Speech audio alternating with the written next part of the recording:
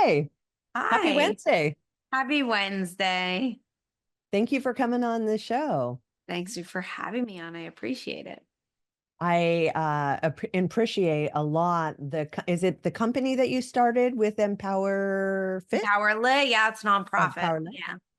Okay, cool. So talk to me about that because for my rehab and podcast, pretty much Yeah. everything that I do is about empowering individuals in whatever it is they're doing. So obviously I really resonate with the name Yeah. of your mission there as well. I feel like just that alone makes us pretty aligned. Yeah, for sure. I mean, it's all the same mission in terms of, empowering people, right? For Empower Mhm. Lit, we're empowering children. And what we do Mm. is we increase literacy in children while also increasing self-worth, self-esteem, and a sense of belonging. And we do that through author visits. That is our main thing.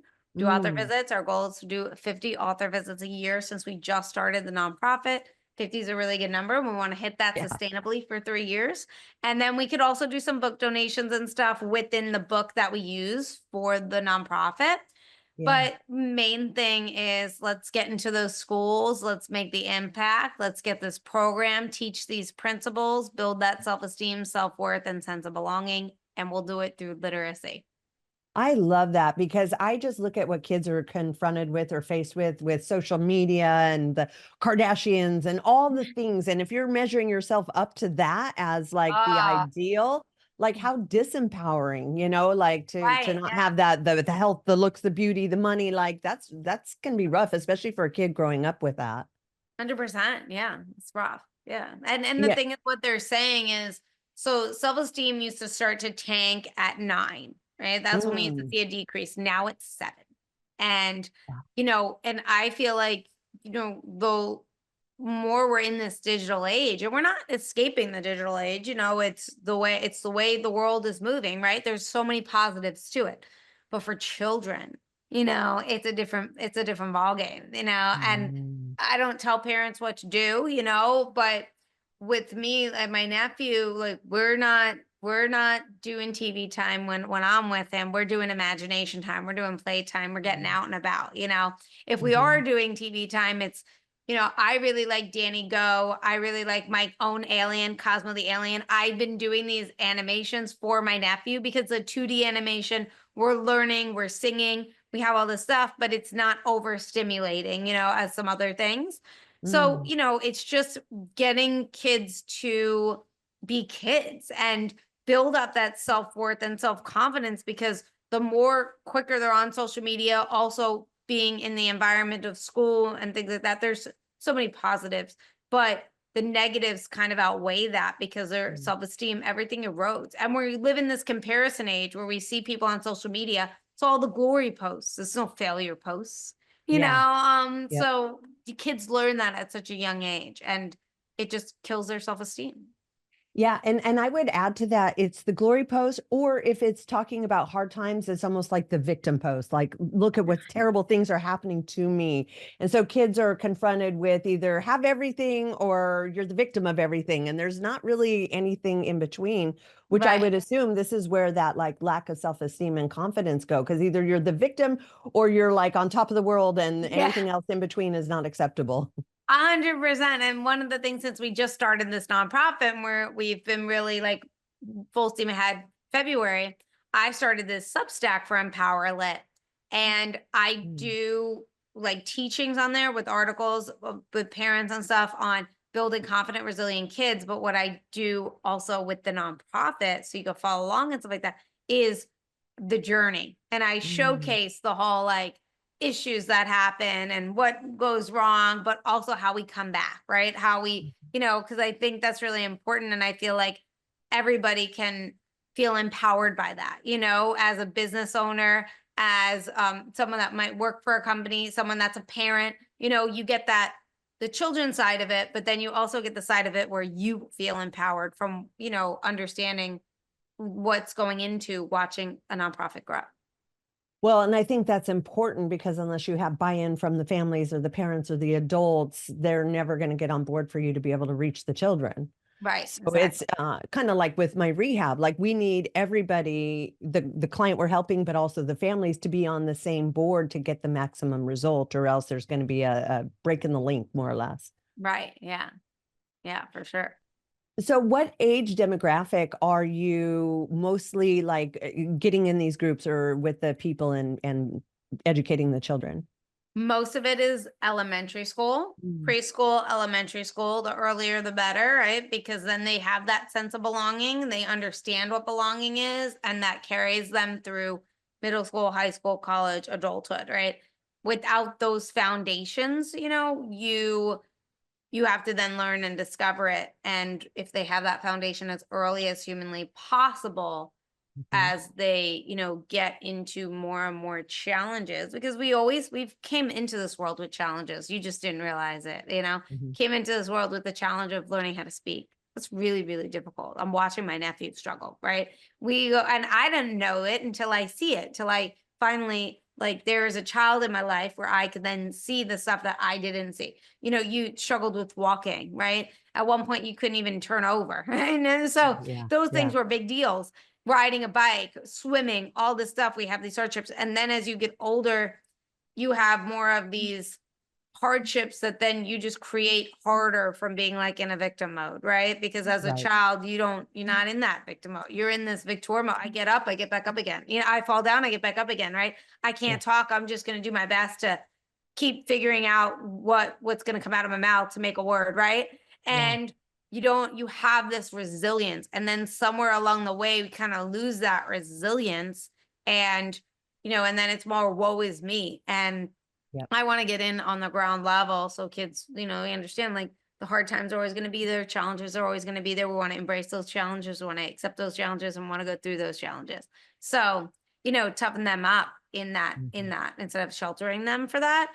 But then also that sense of belonging and them understanding that, and that's going to help increase their self-worth. And we do all this through literacy, because literacy is, so reading is everywhere, right? We don't even realize it. It's everywhere. And these days, I'm interested to see where school and society and children in society are going to go in the next 10 years, when if you don't know how to spell a word, like, I didn't know how to spell a word. We had spell check, before that, the generation before that didn't have that, right? Yep. Now, I don't know how to spell a word. I just talk into my phone and say the word and it spells it, right? So Right. it's going to be interesting in terms of, oh, I want to write an article. I could just have the computer write me an article. I'll Now, just have it's going to AI have write it. Yeah. right? Yeah. So, I'm interested to see where that goes. And the whole purpose for me is, when I go into the schools, we also create a book together. So, like, we Yeah. create a book and write a book, we learn character and story development. My big thing is getting them to use their imagination and share and tell their stories. If we can do that, we can still have this incredible, amazing digital age that is going to complement each other. If we Yeah. all of a sudden give everything over to the computer, lose our imagination, lose our ability to even want to share and tell stories, that is a very dangerous, dark road. And the goal is to complement the two. I love that. Yeah, because it's funny. I can tell like who's utilizing AI to write stuff. There's like so many verbs and adjectives, and I'm like, look, nobody talks like this. Like it sounds very proper, but you Yeah. can tell there's no personality to it anymore. And now it, like you said, everyone's sort of just using that as a crutch. Like, I don't want to read it, reread it, check over the words. Does the grammar Right. sound right? Does it sound right? Like people are, because they don't have to, and we're in that instant gratification stage. And I can only imagine how that is for kids, that it just becomes like easier, and we like easy and comfortable, and We let's not do. really work at it. Yes, we do like the easy, we like the comfortable. I couldn't even imagine what it would be like for me now as a kid in school with, like, ChatGPT.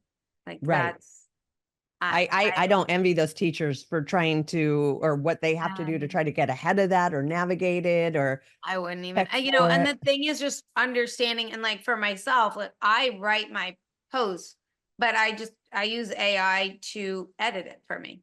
I Sure. love that. I love the fact that I'm so bad at grammar. My typos, spelling is terrible. That's why I have an editor as an author. But Yeah. I love the fact that for these articles, I can do that. And it's just learning and understanding how I could still have my voice, how I could still have my opinions, how I could still put my imagination and all that stuff into whatever I'm writing, and then have it in that tone, but proofread and all that stuff. I think again, we could complement the two and Yeah. not pretend that it's not there, because it's there. Let's use it, let's utilize it, but let's utilize it in a way that still gets us to use our brain and critically think, right? Yeah, I love that. Because, well, and like you said, there's pros and cons to it, because prior to AI, we had all the shortening of words with texting, right? Like KK, like all the acronyms, and that Yeah. right there just dumbed everybody down, because now we're Um, like having to learn a new language with all these like yeah, letters. it's nuts. It's so funny. I feel like I'm on like Wheel of Fortune every time trying to figure out like, and I just got this Yeah, yeah, WhatsApp, like, G2G. I'm like G2G. yeah, What's that's the con? me every Oh, gotta single go. time. I got Well, it. and sometimes it's not the right one. Yeah. Sometimes it means something else, and you're just like, well, why couldn't you just tell me in the first? We're wasting so much time with us, figuring that out. It's so Yeah. funny. Yeah. It is. It's a challenge. It's like learning another language. So then you Yeah. have the AI who properizes it, but makes it sound kind of robotic. And then you have the non-spelling correctly, like shortening of it. And somewhere in the middle, I think, and this is why I love what you're doing, that's where good education needs to come in. Because like when I grew up, I spent so much time at the library reading. So just the reading every Sunday. That's what my mom and I did. But just seeing how words were composed, how they were spelled, the context, the meaning. And I wasn't doing anything besides just reading books.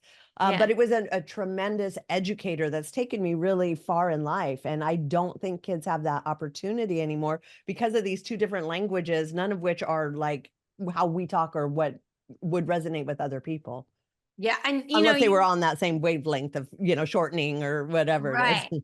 And you made a really good point too, though, on what you just said about your mom and you, and how you Sunday is your day, is you're reading together, right?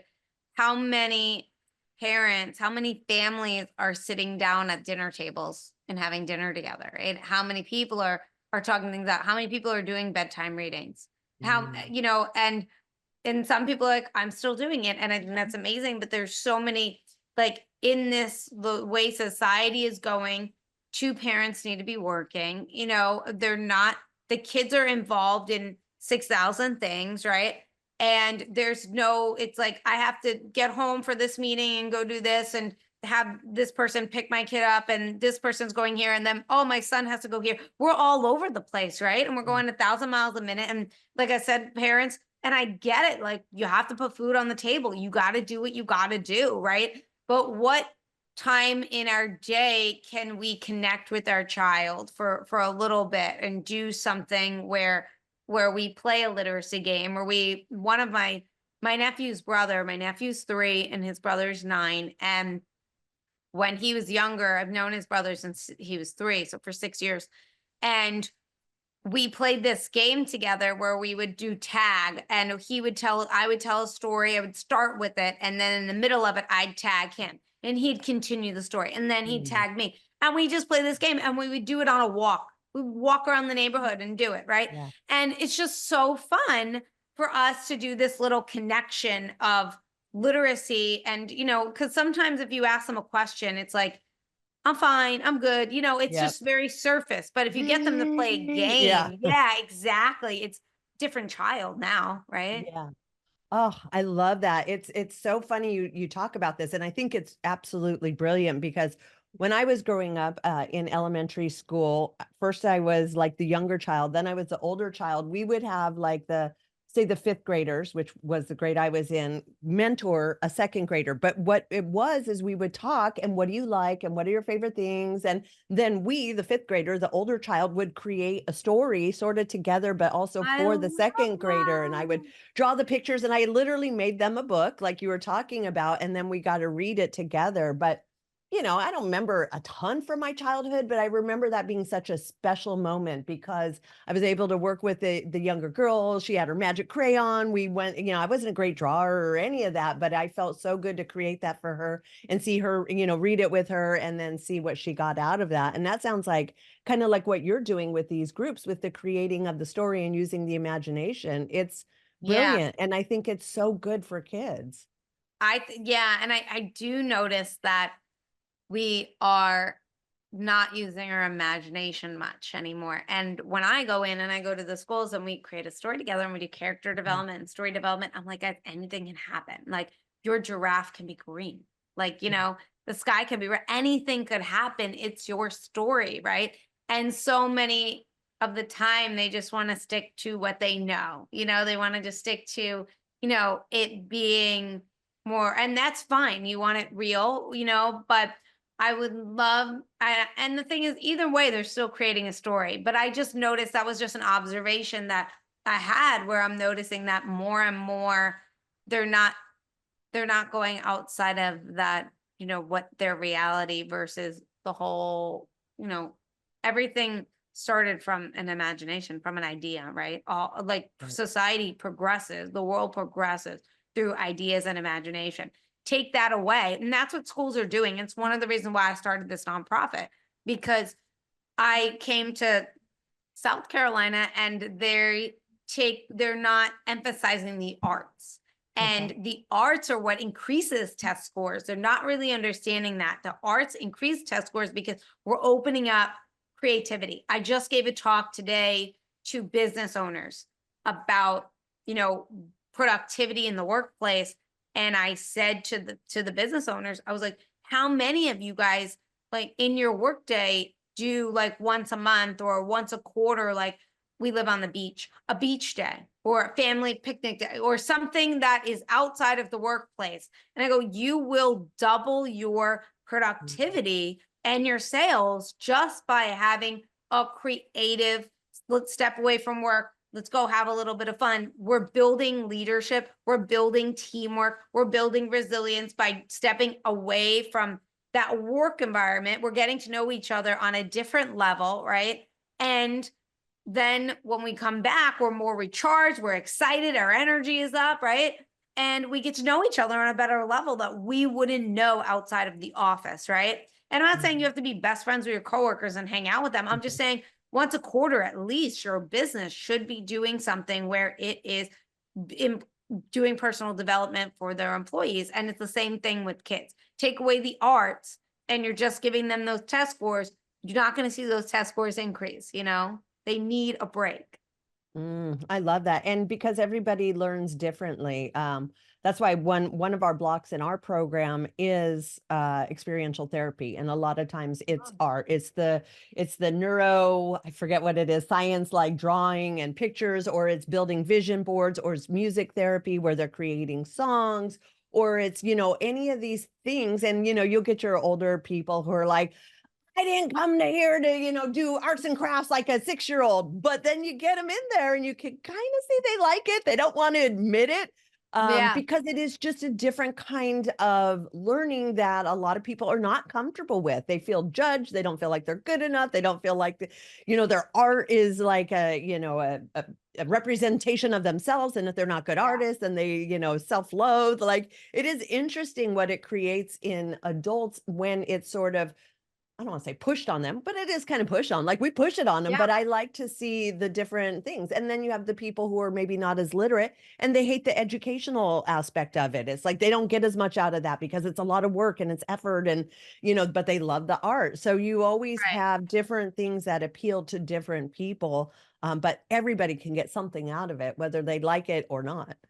Yeah. I had this English teacher in high school who recognized that we're all different learners. And when we would read a book, he would say part of the curriculum was this book. That was the school guideline. There's no deterring from that. This is the book we need to read. However, Mm. I know that some of you guys aren't even going to read the book, right? Some of you guys aren't really going to do the work and to look at it. But he made it so we can all succeed by acknowledging the way we read. So it's like, okay, if you're going to read this, he would give us different choices on the books, different levels. And he goes, if you're going to read this book, you can just tell me about the book. Just share with me that you read the book, share with me about it, tell me about it. Obviously, it did go very in depth because that was the one I picked. So he'll know if you read the book or not, or if you read the Spark Notes. But then he had one where he was like, I'll give you guys a multiple choice, or a test, where you guys can do that. And then there's this one where you could write an essay for me, so you got the writers, you got the more comprehension, then you got those that just rather tell you about it and let you know that they read it to understand it. And it worked amazing. And so many people ended up reading the books. And also with 3 different choices, you had 3 totally different books. So you also got to choose which one you like. Because I always tell the students too, like, how many of you guys don't like writing? And I mean, reading, and more than half of their hands go up. And I go, you're reading the wrong books. That's why you're reading the wrong books. Like, find a book that interests you. And the thing is that I get it. Like, some of the books in school, like, not a John Steinbeck fan. I'm just not. I'm not a Jane Austen fan. I'm not a Charles Dickens fan. Like, these are classics. Love the idea of the stories. Didn't like reading them. They're challenging for me. They do not Super capture my challenging. You gotta look up attention. every other word. Yeah, It's like it's too it's an much. old nomenclature that nobody uses anymore. It's No, not just like, I'm really into this. Let me get, I don't want to right. stop It's reading. Yeah. not for me at 13 Yeah. years old. But give me The Outsiders from Oh, Essie Hinton. I'm in it. I yeah. can't put it down, right? And that was a Yeah. book that changed my life. And the thing is that, Mhm. like, that got me into reading. And then I Mhm. ended up being like, oh my God, books are like this. And then I started finding books. So it's like also helping the students.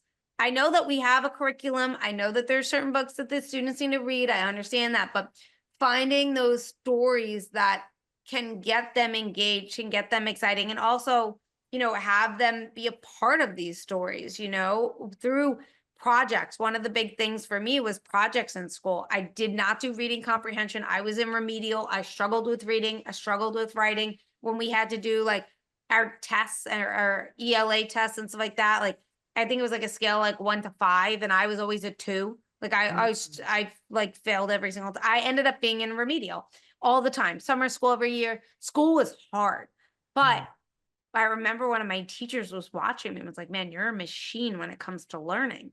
Like, people wouldn't know that by my test scores, but I always had a book after The Outsiders, like, always had a book with me. I always wanted to learn stuff that interests me. And there's the difference. And it's the same thing in adulthood. It's like, I have no interest in law. So I'm not going that route. Unfortunately, in school, it's like, it doesn't matter what you're interested in. This is what we're learning. As an Yeah. adult, you get an interest and then you get to learn and explore. And I feel like there's too many kids for schools to do things like that these days. But my school had that, we had that opportunity where, like, if you knew what you wanted to study, they sent you to a technical school in the afternoon, and in the daytime you had your standard like social studies, math, science, and things like that. And that was amazing.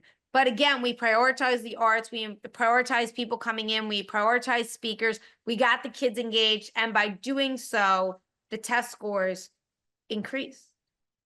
That's amazing. And what a great selling point to principals and teachers and things like that, because Lord knows they have their own difficulties with oversized classrooms. They're not paid as much, so they're like, I don't want to, teach all day and grade tests all night. Like, No. they're in a really difficult situation where they just can't even put in the amount of effort that they used to be able to put into while living like a balanced life outside of, the teaching of the Yeah. children. And that really causes the children to suffer because of that. Yes, 100%. And the thing too is that the parents these days Mm. are like, I have family that are teachers, and the administration does not want to deal with the parents. And the parents are like, it's mind blowing to me. Like, I can't believe some of the stories that I hear from teachers that are like, well, I gave this student an 81, which was generous. They should have got like a 75, but I knew the parent was going to go nuts on me. And I was like, let me at least give the child a B. Messaged me, why did my child not get an A? My child has an A in every other class, but your class, my child is suffering. They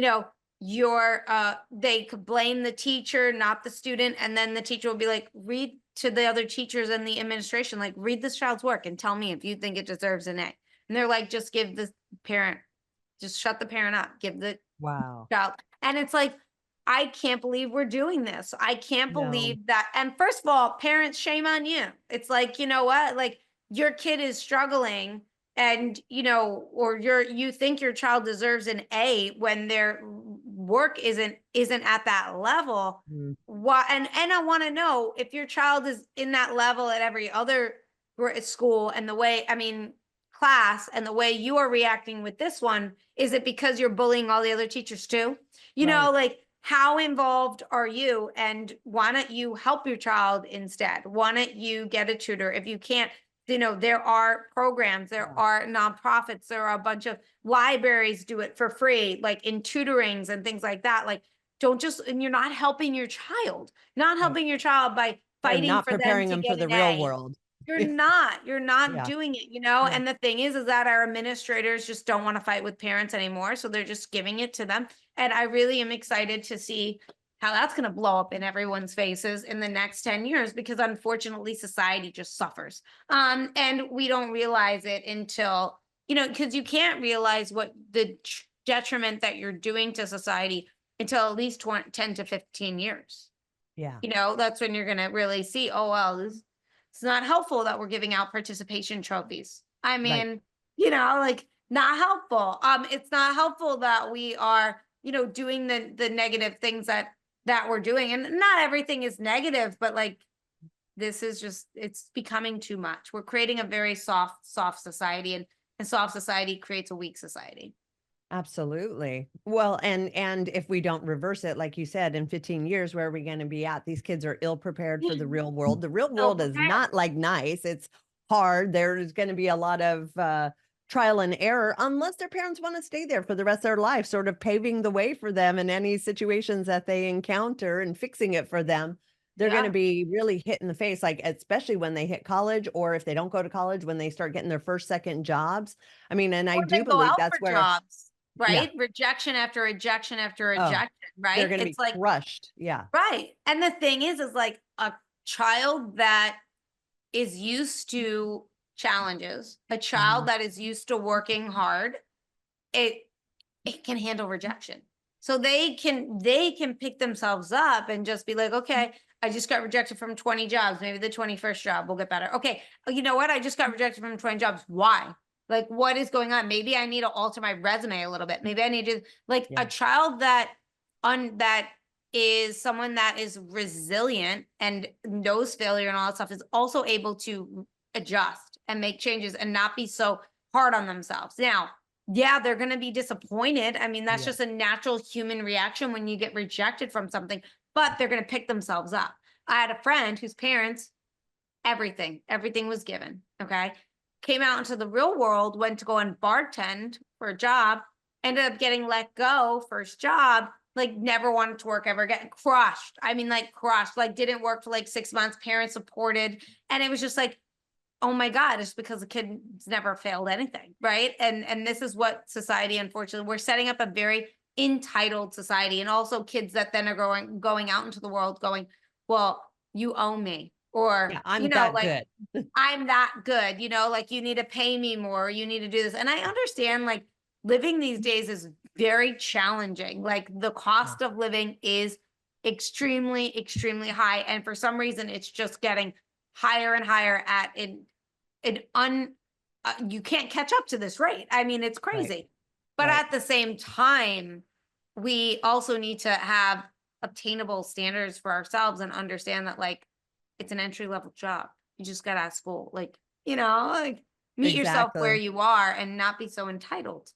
Well, and as an employer, people have no idea, especially in California, the amount of costs that it goes into employing somebody. It's not just that hourly wage. And so like we have to have conversations with people because we're in Santa Cruz, everything's more expensive. We get it. You have to Oh, have roommates. Oh my gosh, I understand. However, as an employer, the amount of employee taxes, the insurances, the PTO, that yeah. you have to provide beyond just that hourly wage, that a lot of people and kids, they're not educated on this. They're not educated on like, yes, you're making this, but you're getting this benefit and that benefit and this benefit. Like they just don't understand because the parents had done everything. There's a lack of understanding of true value and appreciation for when they do get jobs and what goes into that beyond just that hourly wage that dictates everything about me, and you're not Yes. giving me that raise. That means, you know, you don't appreciate me. Right, exactly. We don't realize that, we're not setting kids up for, success for when they go into the real world, and they should be taking classes like that. They should have a finance Mhm. class in schools. They For should be having sure. like, it's so funny. My jacket broke, not broke, ripped the inside of the jacket. And I was like, oh, I just took out my sewing kit and sewed. Was it great? No. Could you tell that I sewed it? 100%. Did it get me by? Yeah, of course. I saved the jacket. All because of that seventh grade home ec class where I made a pillow, right? And I sewed something, right? Not an expert sewer, but I at least had that skill set where I was able to like just Yeah. not panic or not throw it away or not, go pay somebody. I was just like, I'll just, and we needed start giving kids skill sets. Like one of the things I'm really excited to do when my nephew starts to speak, he speaks, but like he needs to speak clearer, he's 3. But he's Come like on, kid, catch up. yeah, he's like around 5. Yeah. I really want to. I don't even drink Starbucks, but I'll get like, or I'll have, a lemonade or whatever, like, and have him go and order it, right? How many parents are allowing their kids to order something or go inside, watch the door? I get the world we live in, but watch the door, have your kid go in, make an order. They're gonna be so Mm. nervous, right? You're not there, but they're learning skill sets. They're learning how to speak for themselves. They're learning how to order, how to also be aware and watch their surroundings and things like that, right? How many times when you go to my cousin does this so well with his son. His son, I think, is like 11 or 12, but ever since he was young, I remember took the kid to sushi, me and him. I think he was like 8 or 9, and it was his turn to order. You would think this kid was like 20 years old. He made his order, he ordered his drink, he ordered 2 sushi rolls. He said, please and thank you, eye contact. The server was like, kids don't do this anymore. Like she made a point to congratulate him for even being able to do this stuff, right? And we have to stop holding kids' hands all the time and instead though give them to the tools. We don't want to take the adversity away. We want to give Right. them the tools to be able to handle that adversity. And I understand how hard that is because as an aunt who is obsessed with their nephew, like I watch him and I want to protect him. He falls down. I want to jump right up. My brother's like, hey, let him get back up. Like, like he'll be fine. If someone, might pick on him, I want to watch him and watch how he interacts with that. But the protector in me wants to just like jump on in there, but I know that's not going to be great. And that's why I do this nonprofit. We're increasing literacy while also increasing their self-worth by giving them the tools they need for when self-doubt creeps in, when failure happens, when rejection happens, when someone picks on them. They have the tools to handle it. Are they going to handle it perfectly every single time? No, that's how they get better. Resilience is a skill set, right? I'm giving them tools to develop that skill set better. And that's what I teach and I share with parents at conferences and events when I speak, and also through my Substack newsletter, Empowerlit, on how we can do that. I love that. That was when my daughter was growing up, she would come home and she's like, but mom, it's not fair. And I would stop her and I said, who told you life was fair? Life is not fair. Like, get used to it. I mean, I don't want to be an asshole here, but life is not fair. And you're going to see things that don't seem right. And you're going to see the injustices, but that doesn't mean you become the victim of it. You just know you got to work harder, or you got to figure out a workaround, or you just like Yeah. find a new game if you're never going to win that one, or whatever the situation is. Because yes, I think they grow up with an idealistic scene, Disney, all the things, it's all idealistic. But really that's not preparing them for the real world, which is all those little pitfalls. And it's funny you say that. My daughter was just telling me the other day, she's like, mom, his mother still cuts his steak. And I'm like, no way. Just little things like that. It's like, he's 15 Little years old and things. mom is still cutting his steak for him. And it's like, oh boy, yeah, he's in Oh for my something. Yeah, well, you said something really interesting though that I really commend you for, and it's that, you say, well, life's not fair, right? Figure it out, right? Find a new act. You'd be surprised on how many kids come home and say, "But mom, that's not fair." And the mom goes, "I will call the school. I will Oh, talk to the child. I will talk to the parent. I will step in." It's like, let the kid not there forever. Oh, this is a good one.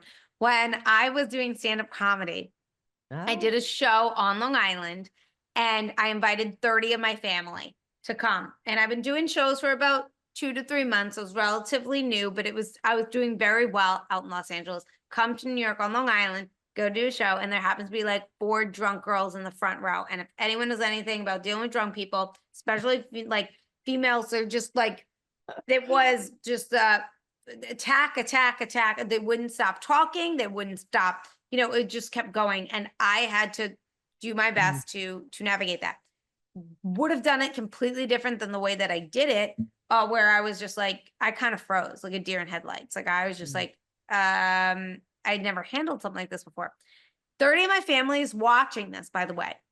My cousin's husband, now husband, is like sweating for me when my cousin's all nervous.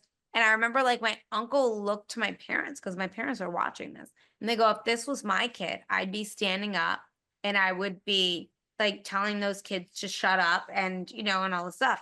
Why aren't you doing that? And my dad looks my uncle in the eye and goes, because I'm not going to be there to save my kid. And she needs to learn how to save herself. Not Yeah, going to be here forever. So yeah. here she is. No one's touching her. No one is harming her in any way that's going to endanger her. They are just heckling her. And guess what? She's going to be a lot stronger saving herself than me saving her. And that was a philosophy my parents always had. And I know that it was very easy for my dad, very challenging for my mom, but she did it. I mean, like, and that's probably the best gift that they could have given me. I love that. And you're right. So many people are used to, as a parent, saving their child, or as a child having their parent save them. And then that translates into adulthood, where now I need a significant other to do that for me. And where kids, I think, really lack in like becoming independent and, like you said, self-esteem and all that stuff, because they've had to figure it out for themselves. I resented it so much growing up because I had a single mom who had me really young. Didn't have a dad, didn't have brothers, didn't have anybody, fighting my battles or sticking up for me. Like I literally just learned how to navigate life on my own, which I was resentful of, because for me, I'm looking at these other girls with their dads or brothers stepping in and picking, and that was like the cool thing to do. Like, wow, that must be so great that somebody cares about you so much to do that. But in hindsight, I am so glad that I learned how to do that for myself.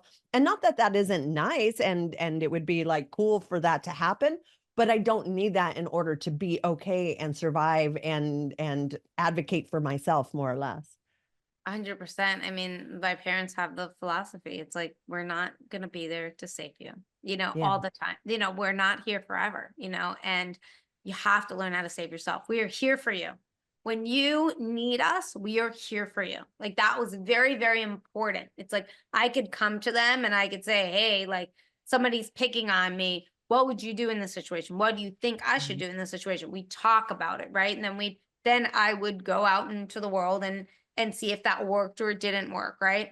Mm. And that allowed, and then we'd go back and how'd that go? How did that, and we debrief it. And I was like, oh, it didn't go that great. Or, okay, well, what can we do now this time? Okay. And we had those open dialogues of communication where they were there for me, right? It's like, you develop your tribe, even if your parents leave, you have siblings. If you don't have siblings, you have friends, right? You have always somebody that you could go to get advice from and problem solve from, right? And all that stuff. But you ultimately have to be the one that does it, right? It's your life. And so that's what my parents did. They gave me the tools and then they did not take the adversity away, but they just shoved me right back in there and allowed me to figure it out. And I think that's probably one of the best gifts that you could give your child. Yeah. Well, and to teach them the resilience, like you said, and not take away the adversity, because there is Yeah. going to be adversity. So how do we get through that? It's funny because kids will go through, at least mine did, especially my daughter, this phase from like, 11 to just now 25, where she was determined to do it all on her own, right? Like she Yeah. didn't tell me anything. I got this. It was almost the opposite, where I'm kind of like having to watch train wrecks, but I couldn't do anything because she was so self-determined to do it on her own. And it's and you know, and I had to respect and admire it, but at the same time it can also be difficult as a parent to sort of watch them go through the trials and tribulations that they go through and not be able to be there or head it off or do the things. But, you know, fast forward, here we are now at 25, and she's like calling me nightly, and we're talking about it as adults and navigating it. And it's the brain has developed now to the point where we can work together through whatever. Mhm. But there is such a gap in like kids' reality and understanding that you're also contending with, where their biggest influence is their parents. And so I can see how it's just a challenge being a kid these days, man. I Yeah. mean, it was in our day too. We had different Yeah. challenges, but it is Each definitely a generation has challenge. it Yeah. has its challenge, each generation, you know, and we Yeah. just are, we're all kind of navigating it all together. I like to teach, like, give yourself grace. It's your first time Mm, here, right? And it's your parents' first time, right? yeah. So give everybody grace, because we're all gonna be making mistakes, right? It's Mhm. just, how are you gonna bounce back from that? Yeah. I like what you said with the grace. Is that something that you teach? Because a lot of what I've been working with my daughter on and learning to advocate for herself and, you know, put in boundaries and do the things that, you know, she didn't necessarily learn or apply so much when she was growing up, but she's working with now. How much is like giving other people grace a part of your own, you know, grace good for you as well? Like it seems like something that's like, you know, you're giving them grace for making mistakes, but actually it benefits you by understanding their position, not excusing behavior, but also understanding we're all part of this human experience and doing the best that we can. Yeah, I mean, I just taught this to the adults today, this morning, business owners. And I said, you know, you could trust everybody to make a mistake. I mean, if there's one thing, like I don't trust. I'm not. I don't. I think for myself. You know, if you're gonna tell me something, I'm gonna do the research, right? I'm also gonna do the research for me. So, because what works for me might not work for you, right? But I want to hear you. I want to understand you, and then I will go out into the world. So I don't really trust anyone, Mm, but I can I can trust that you are going to make some mistakes. If you're my friend, you might do something that's going to hurt me. You're probably going to do something that hurts me, because but you might not realize it. You might not know it. I don't know. Right now, do it over and over and over again. We're going to have a problem. But, you know, I like to understand and trust, like, yeah, I trust you in terms of, you know, I get to a point where I know you to know what I'm trusting. Right. Like, yeah. my brother knows when it comes to attention to detail, no matter how much I work on it, it's just like he trusts that she's going to miss something. Like, you Yeah. know, trust is so broad in a sense that, you know, it's just, we know the person so much that we know, like, people are predictable. If you don't think the person, if you can't predict the person's next move, you don't know that person well enough, because humans are very predictable. We are creatures of habit, right? And that's how you understand and know human behavior, and you start to know the person that you're with. That's why parents, they know their kids so well, right? It's like, I know what my kid's going to do. I know the choice that my kid is going to make. We're going to make it because they're so predictable. You know them that well, right? Hmm. And so that's the one thing that you trust. And like you know your kid so well that, you know, like, you trust your kid to, like, not get into a car with a drunk driver, right? It's like, that was one thing my parents knew. Like, my parents knew and trusted their kids so well, because my grandma was killed by a drunk driver. Like, they knew that, like, that was something that they definitely could trust. Now, there were certain things that my mom was like, I don't think they're gonna tell me the truth on this one, right? You know that stuff, right? So you give yourself that grace, though, in terms of all the people around you. My parents gave us so much grace growing up on allowing us to make mistakes and to fail and to create that safe environment where now there weren't no consequences. Not saying that because then people all of a sudden think like, oh, it's free for all. No, no, no. Yeah. There were consequences, but my parents gave us the grace to allow us to fail and fail forward, right? And you have to give yourself employees grace to fail and fail forward, right?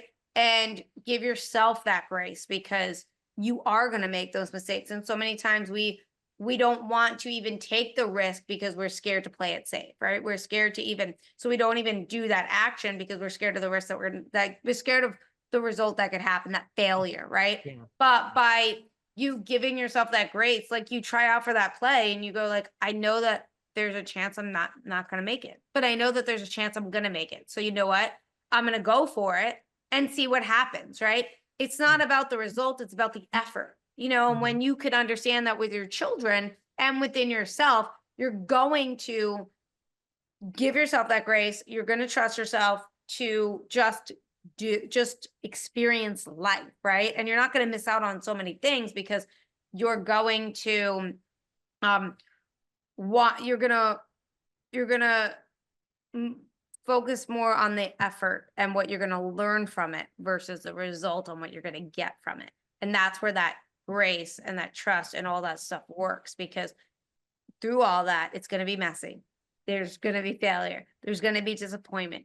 There's gonna be people that, you know, are gonna that might impact you in a negative way, right? But again, it's not we're a destination. It's about all the stuff that we're learning, and that's all the grace that you're gonna, you know, give for yourself.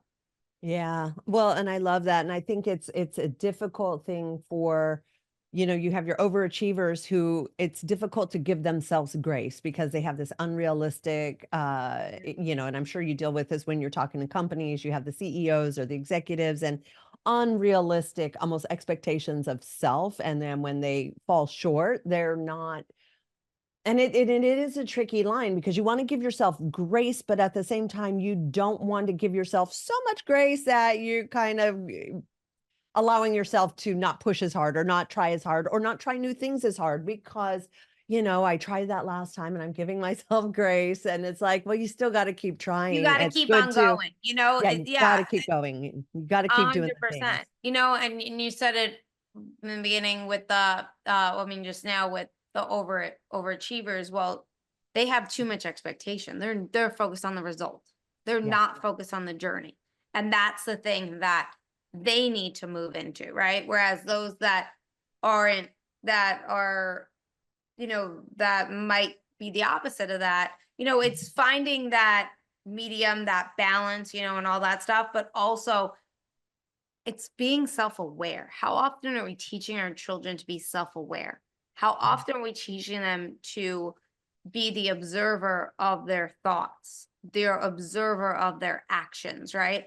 How many times are we like sitting down with our child and saying like, oh, like you got really angry there. Like what happened? What made you so angry? What, you know, did you notice what you did? Sometimes we're like in a rage and we don't even realize that we just like, you know, we like black out for a second and don't realize we like threw something or did something, you know, and things like that. How often are you debriefing your child to be more self-aware of who they are and be like, yeah, I'm an overachiever. I know that about myself. I am an overachiever. Like, I know that like I have these control issues with like my employees where like, I rather just do it because I'm not sure that they're going to do it. Right. But I have to also trust them to either make a mistake or not, you know, and also that falls into my training. If they don't do a good job, I didn't train them well enough, right? And then that's on me, right? So I have to be aware of that. Gina, you have these control issues. Okay, why do you have these controls? Well, you don't trust that they're going to do it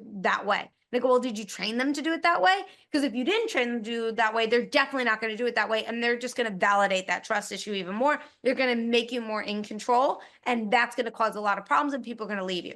So you need to understand that, right? So I see that, I assess that. And then I go, oh, okay, like I need to train them. I need to show them. Then I need them to go and do it. I need them to understand that they're probably going to make some mistakes the first time around. And I'm going to keep mentoring them, keep training them until they get it right. And then from there, I'm going to now trust them that they're always going to do it right because well, we went through all of these little things to get here, right? And that's where then I could let go of control and I could also trust, right? So that's how I help myself to cultivate an environment in a workplace that's safe, that's fun, that also is helps me to be able to like work within my employees, right? But that's because I'm self-aware. It's because I know I have these issues. I have this stuff that I need to to step in on. And how many times are we doing that with our child? Like how many times do we realize our child's like an overachiever? Our child just doesn't care. Our child doesn't, which child are you? And how are you helping them to see that? And how are you helping them to possibly move in a positive direction with whatever they are, whoever they are? I love what you said there because I feel like that is really common, like in the workplace, also with kids, but you train them. And then I know for a lot of executives, they're like, okay, I trained you, set it and forget it. You got this. I'm moving on over here. And then they come back a couple months later, surprised that, things didn't go as they planned, or all of a sudden now there's these mistakes, or they didn't know this was happening because they assumed they did the initial training. That person is good to go. They sort of forget about it. And I know for a lot of people, it's that mentoring piece. It's the working with them and through them for a long enough duration to see all the pitfalls or the mistakes or the questions or the things that come up. I feel like a lot of executives just drop off after the training and they know what they're doing now. And then there's a big surprise for them a few months from now when there's issues that arise. 100%, and it all like I tell everybody it all comes down to you, right? If you're running your company, same with your family. You're running a family. It's a business in a sense. It's like, you are, and you need to be able to understand your team. You need to understand your team's strengths and weaknesses. You have to also understand yourself, right? Because that's Yeah. how you can become better. That's how you can make a stronger team. And self-awareness, we're not teaching because we're not doing it ourselves, right? We're not Mm. being observers of our actions. We're not being observers of our thoughts, Mm. instead we're just like, well, this is just who I am. I'm just going to embrace that. And, and you can't change what you don't see. So if you're not seeing it because you're not self-aware, you can't make that change, right? And you live in your own delusional world, right? So Yeah. Well, and that's where some executives fail too, because they surround themselves with people, yes, people, not people who are willing to say, hey, maybe this didn't work out so good, or people who rule with sort of an iron fist. Nobody wants to correct them. And I feel like you said, there's a self-awareness piece as an executive or somebody running a business where if you're not open to somebody pointing things out, or you're not open to being self-aware to your own faults, and nobody's, everyone's scared to tell you, you're not going to do great unless you figure it out. And then you're like, oh, that was super dumb. Maybe I'll do it differently. But a lot of times executives will surround themselves with, yes, people who will not confront them because they don't want to look at or have to take responsibility for what they're doing. It's more like do as I say, not as I do sort of thing. 100%. Yeah. And I literally, the conversation I did this morning with the business leaders were, it was about building belonging and resilience in the workplace. Mm, And it was all this, everything we're talking about. I love that. So what gave you the passion for the getting into the schools? Because first of all, getting into any schools is so difficult. There's so much red tape. There is so much approval processes and vetting and what are you doing? Like that's not an easy lift. So what made you so passionate about wanting to do that? I'm a children's author. Yeah. So as a children's author, one of the best ways to, as a self-published indie author, Nice. one of the best ways to generate sales is through author visits. Mm, And when I didn't know this, and when I first started, and I would read my book and everything, and I developed a program. It went from like the first 5 schools, just friends invited me to read to their schools and stuff. And then they would say, hey, like, ask more questions, or hey, do this, and like get them more engaged. And I was like, okay. And then I would do that. And then they go, okay, do you have an activity? Do you have a program? And I was like, oh, and then from there, I was becoming an influence. Kids were coming up to me and being like, hey, I'm bullied in school, and your book and your message really helped me to feel better about myself. It's not about them, it's not about them, it's about how I feel about me. And to hear a fourth grader say that to you is just like, what, And Yeah. I was getting so many of those because I went from being a children's author to all of a sudden being in a motivational speaker, as the best way I could really, really say it. And the first time I did it, it was more about like me and my book, right? Because I was Mhm. just like reading to the kids. And now it's not about me or my book. It's not about it. That is secondary. It's totally more about getting them to fall in love with being creative, with telling a story, with sharing a story, with writing a story, with um, reading a story, and understanding the characters and finding characters that you relate to. So then you don't feel so alone in life, and also so you can understand the lessons and the messages that you learn that then you carry with you, and then from that and the power of a book and a story, right? And the power of human connection, because we Mm. each have a story, right? And we're stopping telling those stories because we're in the digital age where we email, right? Where we text, right? We don't have that one-on-one connection. We'll do a Zoom meeting. We won't do a in-person meeting, right? We're missing that one-on-one connection versus, you know, the reading, the campfire is the best Mhm. way to put it, right? Mm. And then when I realized that and that was missing, and then my book is all about belonging, and then my next book is all about being enough, I was like, oh my gosh, like now let's create a program where we're not just influencing through literacy, but now we're also doing self-esteem, self-worth, we're doing confidence, sense of belonging, all that stuff. And then activity is going to be imagination, because that's a really big part of all this is using your imagination and all that stuff. So I kind of put all three together and then boom, got into, once you have a solid program like that, like Mhm.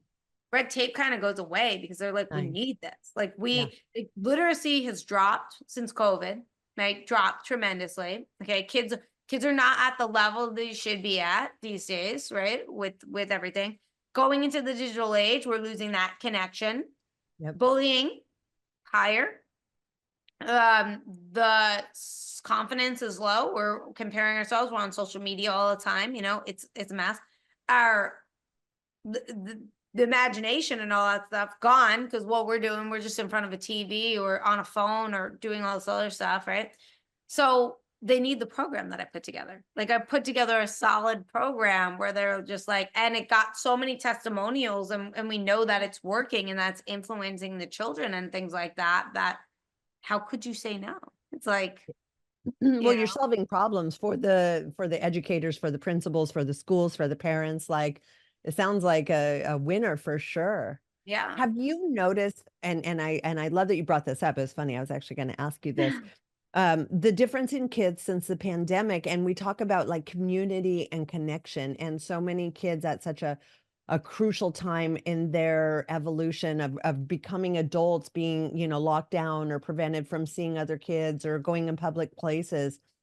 I've noticed even just, at my rehab, that connection is so much harder for people, like their anxiety, like, any type of connection, all of a sudden everybody's got anxiety over it Yeah. because they got conditioned to not have that. And so it's a challenge in itself is, providing the community, but getting them comfortable and vulnerable and open in a community as well.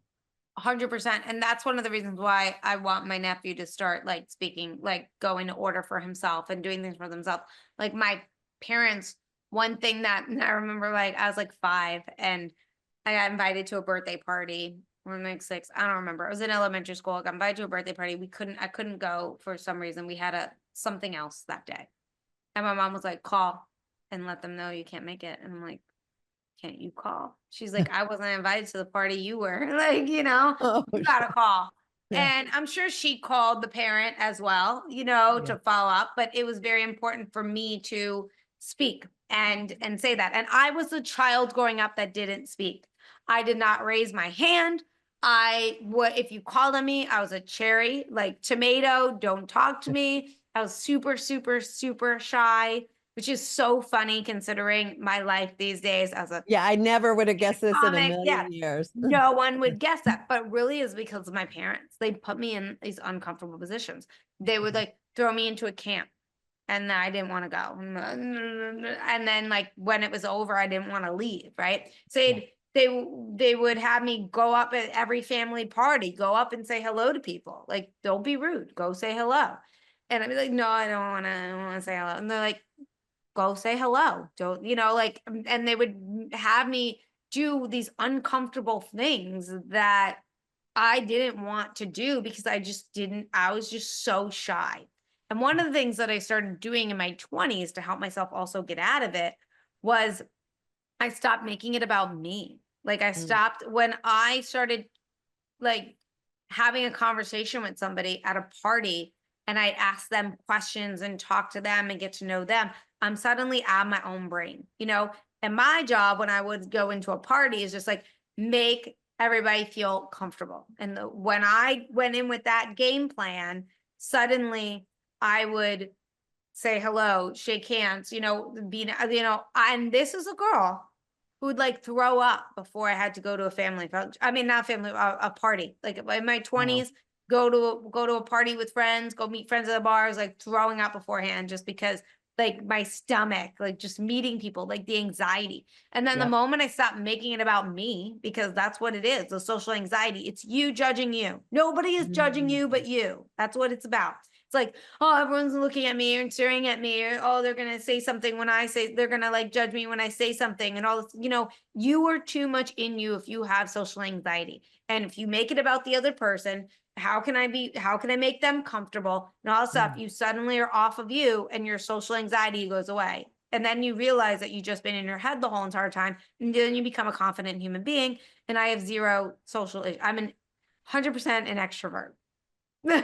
I love that. And I think you're so right on that. I mean, I'll just draw a funny analogy. But way back in the day when I was a drug user, my friend, we would do meth. So there was a paranoia that would come from that, right? Like it's drug induced paranoia. And she'd be like, dude, the FBI is watching us. This is happening. And I'm like, dude, we're just not that important. Like we are just not that important. Like I know it feels like this anxiety, like there's all this attention, but at the end of the day, it's like you were saying, it's just not about us. Like, and that is like the best solution. And I love that you said that because it's so applicable to so many different things in life. Like we give out certificates at Elevate for every step of the program. And a lot of times people just, thanks, and they sit down, public speaking, number one fear and all. Yeah. But if you can frame it to them, like it is about you, we're acknowledging you, but think about that new guy that's in there and is nervous and not sure they made the right choice to be here.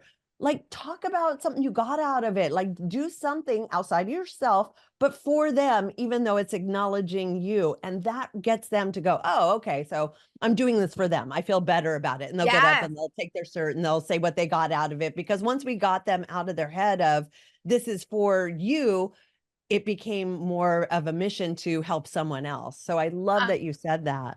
100%. One of my board members said to me the other day when I was like, I'm nervous asking for some money with the nonprofit. He goes, it's not about you. It's about the kids.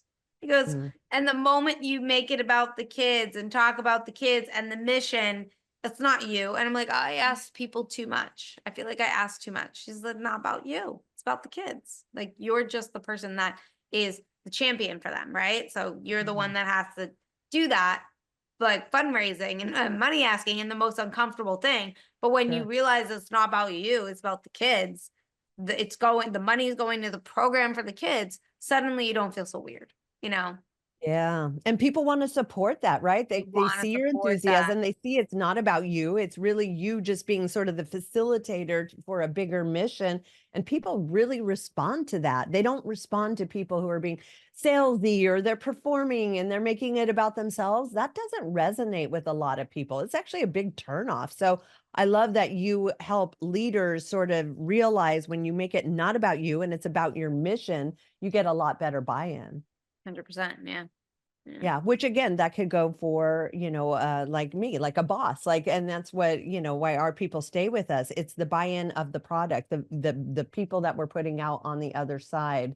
not about our personal feelings of how, you know, that person was rude to us and how it made us feel. And, you know, let's go get consoled about it. It's like, you know, Yeah. they're having a bad day. So let's look at what we're doing here. We're saving lives. There's going to be, you know, you're going to crack some eggs in the process. Shit's going to happen. But it is part of the process. 100%. Yeah. So it's interesting because along with this pandemic, we've also entered that era, I would say it's increasingly so over the last 6 years, of people being offended, you know, consistently about things, almost as a means of getting, almost like a defense mechanism to not get people to confront you on things that you might be doing wrong or incorrect, or that sort of thing. So now we're just offended by everything and then we don't have to deal with it. Do you deal with that a lot as well? No, because I just don't not engage with that. I do not engage with that. That's like nuts to me in terms of I'm offended. Like that's a you thing. It's That's you. another you I thing, mean, you right? just said Yeah. it too. I mean, I'm offended. It's a me thing, right?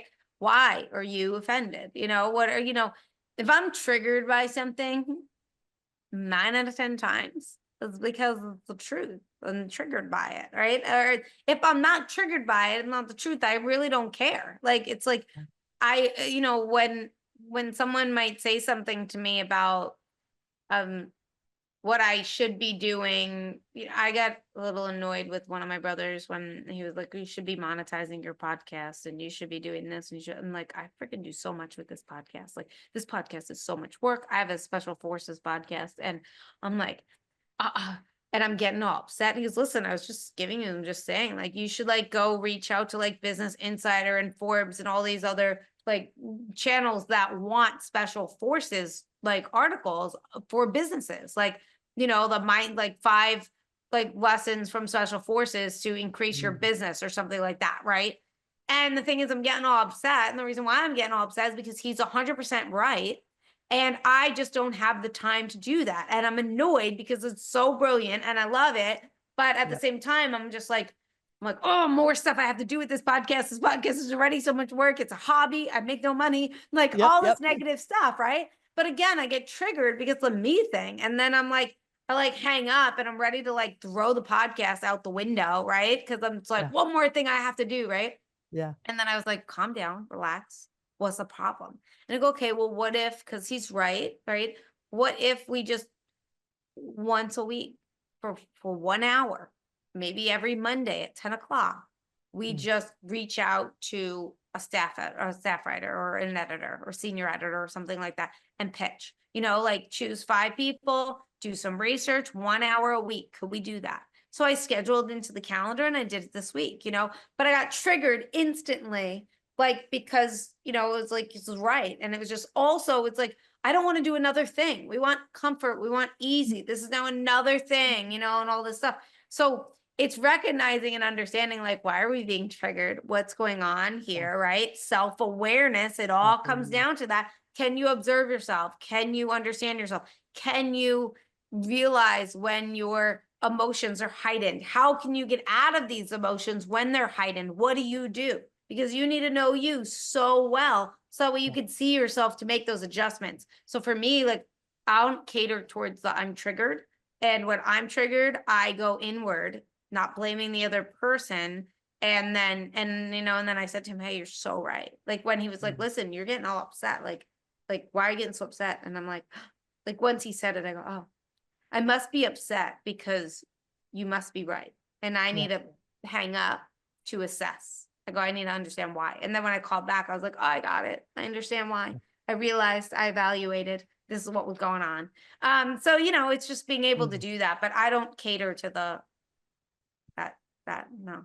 Yeah, Can't do well, and I love hearing your process because that's kind of what I do as well. I'll get, you know, frustrated. Same thing, same with the podcast. I'm like, why am I even doing this? Do you know how much time? Does anybody Yeah. even listen? Does it even matter? Like, you know, Yeah. and I'll go through the emotions. And then I'm now fortunate because I'm in a place in my life with my kids are older and things like that, where yes, I will take the time and I'll probably meditate or I'll go for a walk with my dogs. Like, you know, I need to get some space. And it always comes to me like it does with you, where you give yourself the space to let it let you speak to you, or your connection with God or source, or however the process works for you.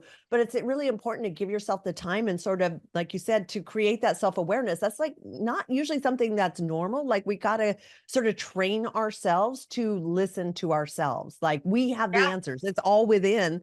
And if we surround ourselves with people that are giving us their opinions and things like that, we may not know the real answer. So if we really just take that time and go inward, we're going to figure it out for ourselves. We feel better about it. Now I know why I feel this way. I can either fix it or not, but at least we understand the process.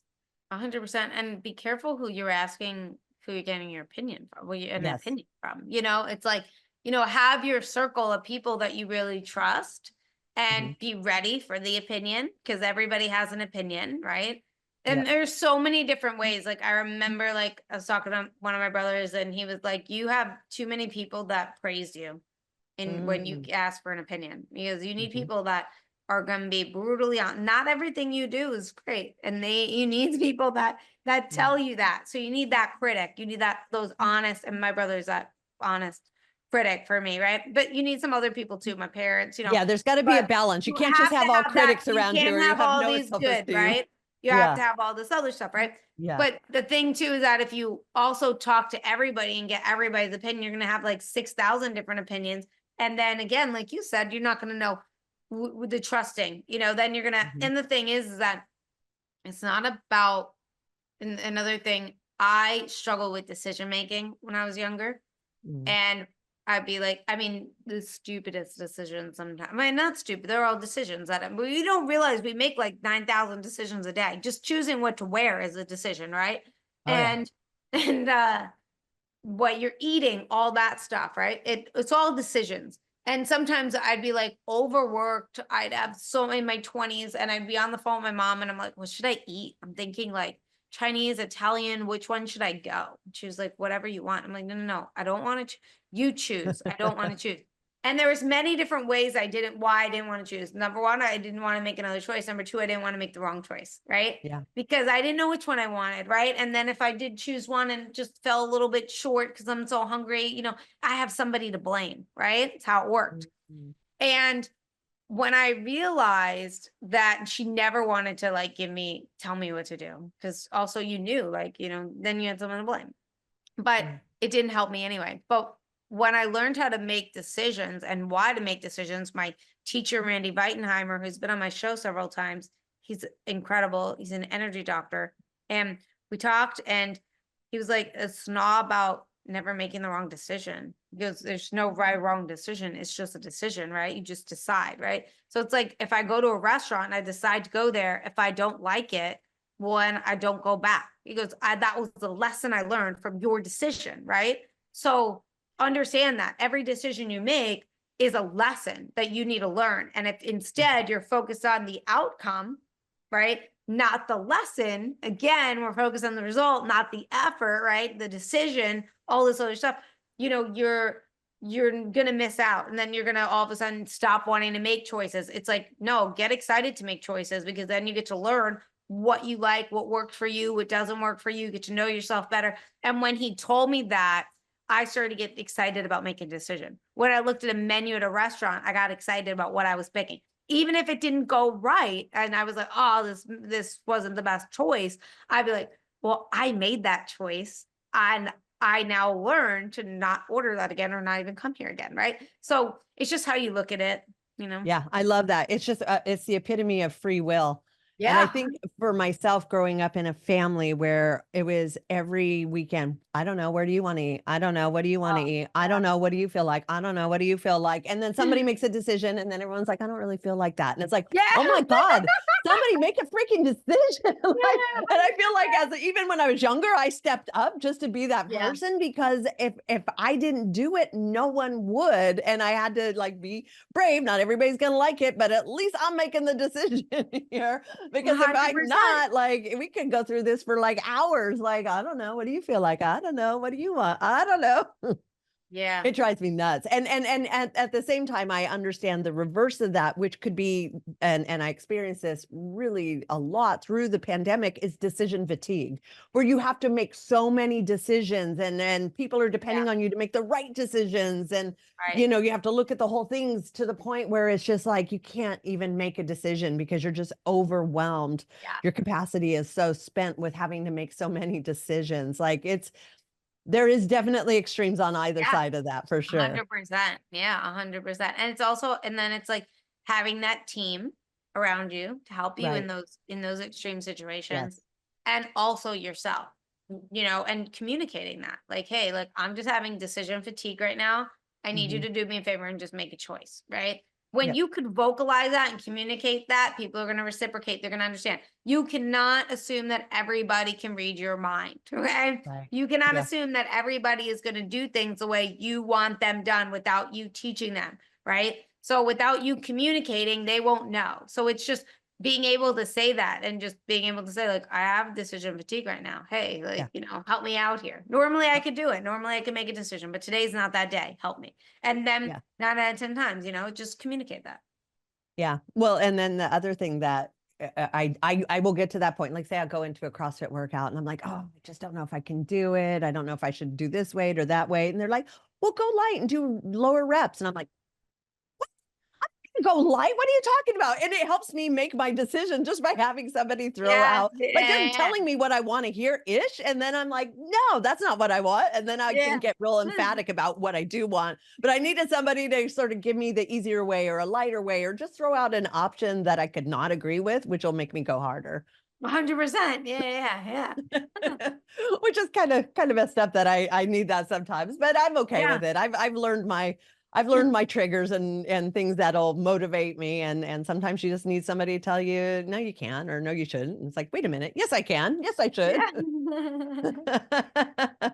But again, I think that's part of learning human beings, right? Because certain people are like me. They like a challenge. Just challenge me and that'll get me to do it. And other people do not operate that way. They want to be encouraged and you support them and you mentor them and that's how they thrive. So there really is, it's just you've got to get to know individuals and humans and what drives everybody because none of us are driven the same way. Exactly. Yeah. Yeah. Yeah. So let's I know we're running short on time here, but talk to me about your podcast because it sounds super fascinating. And how did you get into that with the special forces? So it's called Mindset Lessons from the Field. It's a special Okay. forces podcast where we have guests that are in the special forces realm or work with special forces. Mhm. And it's to help our listeners develop grit, resilience, and Mm. mental fitness. I mean, everything really, I feel like when you have a theme for your life, and mine is resilience and belonging. And in Right. everything that I do is that theme.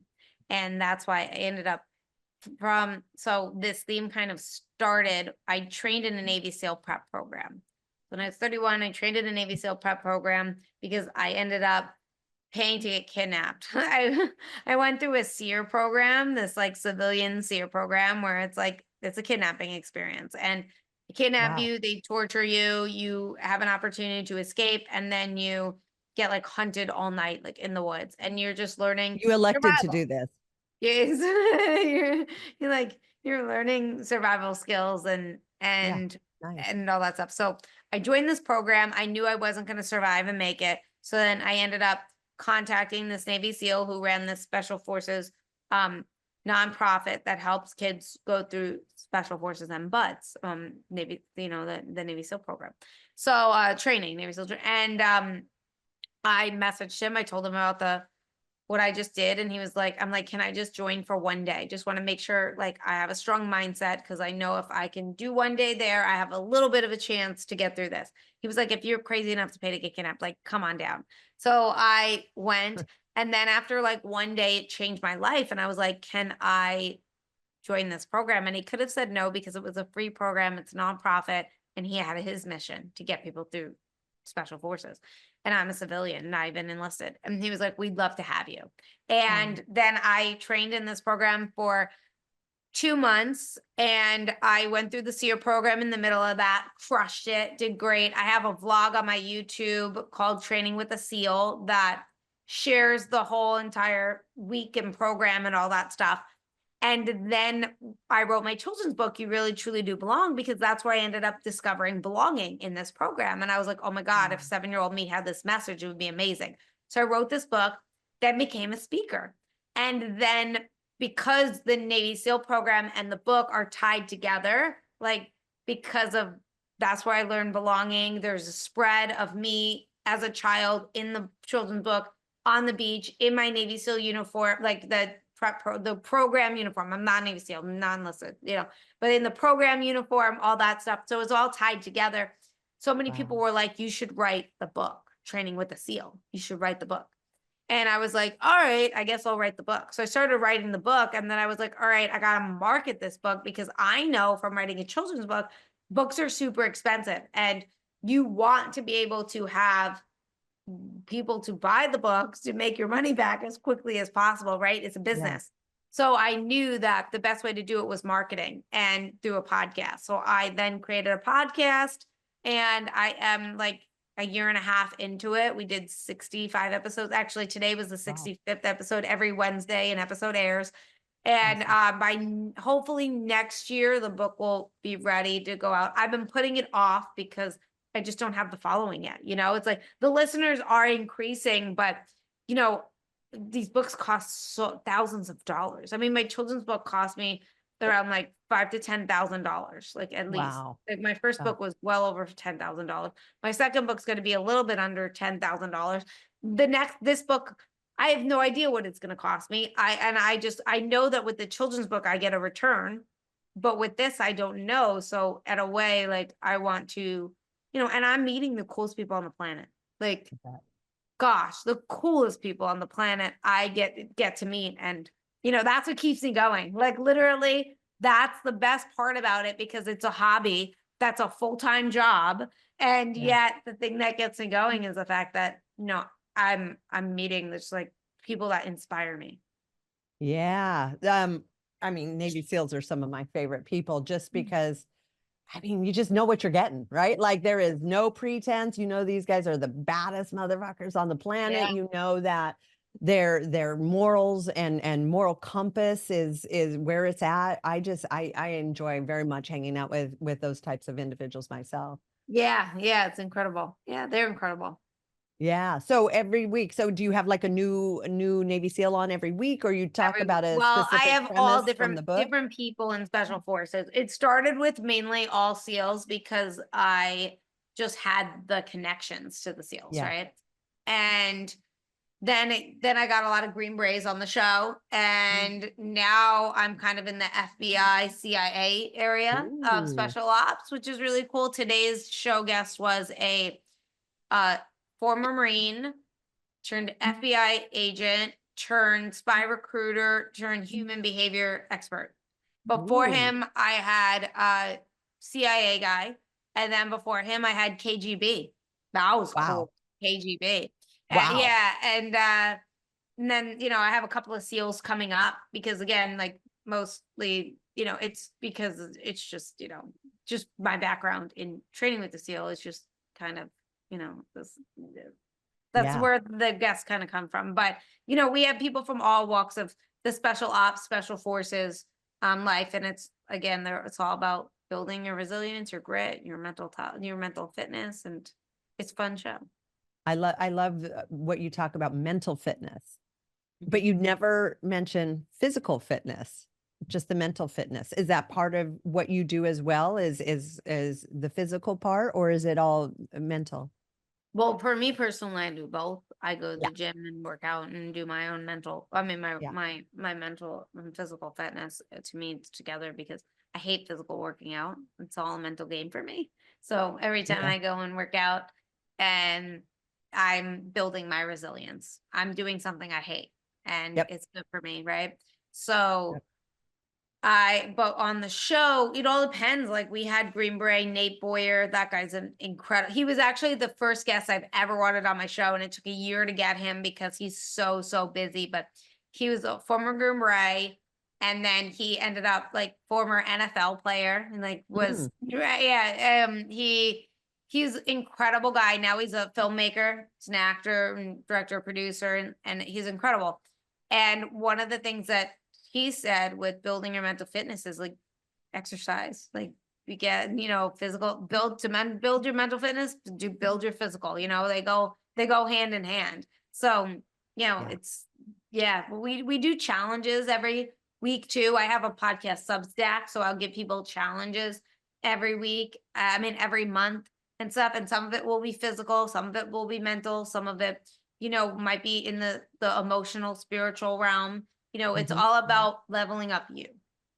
Yeah. Well, and I think you hit on every key point, which is kind of like how we've built Elevate too, is you can't just hyper focus on one of those elements. You really have to look at the whole picture, the whole person, the physical, mental, and spiritual aspect of an individual. Because if one of those is off, or you're overly heavy in one and lighter on the others, it's just going to throw off that balance. So I'm a firm believer, like we've got to do like consistent inventory to make sure we're giving to each of those areas pretty equally and pretty consistently for an overall well-being. And I think a lot of people want to leave out like a part, like the physical aspect. I'm just going to work on this and the Right. mental. No, And it's like, it's a compass, and they all work together. They all yeah, work together. Yeah. yeah. Yeah. And the more you level up one, you level up the others. That's how you level up as a being. So it's I love that you attack all three of those. I'm a huge fan of that. That's how I operate as well. Yeah. And I can tell if I'm like feeling a little off, which one am I lacking? Where am I at? Did my diet go out? Did I not go out and exercise or get some sunshine today?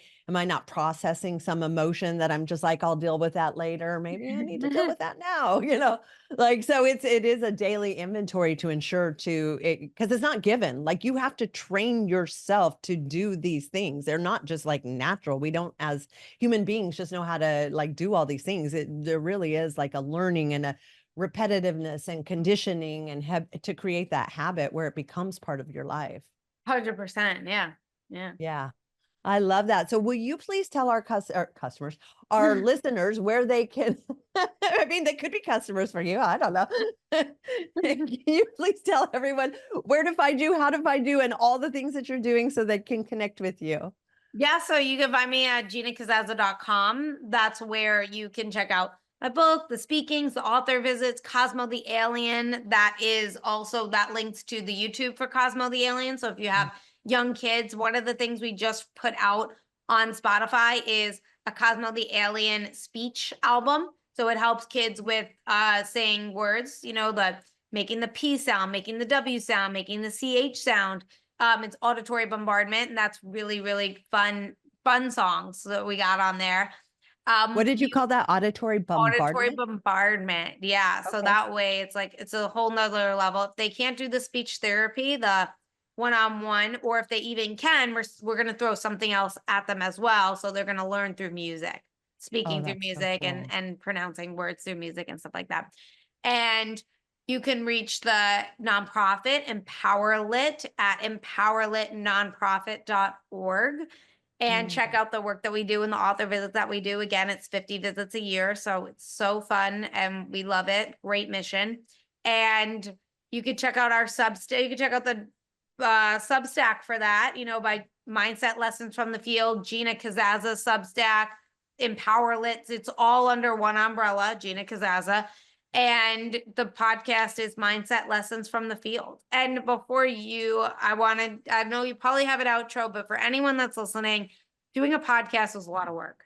It's a lot of work. So if you guys can do me a huge favor and just give Angie the support by liking, by commenting, by letting her know that you are a listener, because sometimes we have these silent listeners and we just don't know. We want to hear from you. We want to know if you guys are enjoying it.